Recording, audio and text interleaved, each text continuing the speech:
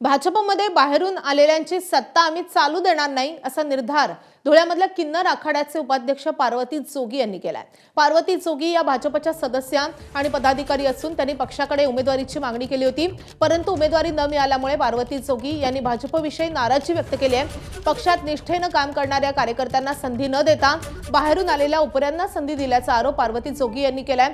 तसंच पक्ष सोडणार नसून पक्षातच राहून हिंदुत्वाचे काम करत राहू असा निर्धारही त्यांनी व्यक्त केलाय।